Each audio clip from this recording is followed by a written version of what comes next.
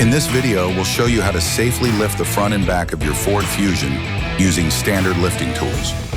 You will simply need a jack, a pair of jack stands.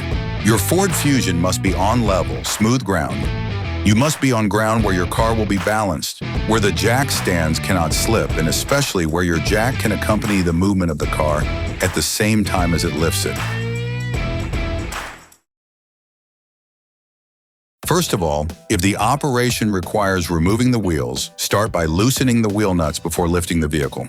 For front lifting, insert the jack under the vehicle at door level and position it beneath the control arm mounting bolt, which is a solid base for lifting, then securing your vehicle in complete safety. You can place the jack stand under a robust part of the chassis, for example, next to the underbody, as shown in the video. Then slowly lower your vehicle until it is stable on the jack stand. You can now remove the wheel if needed.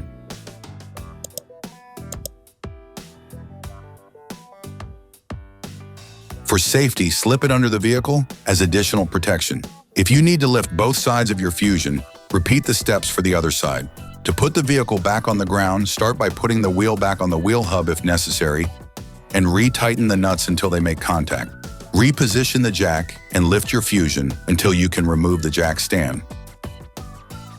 Then gently lower your vehicle to the ground. Finalize the tightening of the wheel using a torque wrench. For rear lifting of your Ford Fusion, you can place the jack under the frame rail, as shown in the video. You can place the jack stand under the rear support points. Then slowly lower your vehicle until it is stable on the jack stand.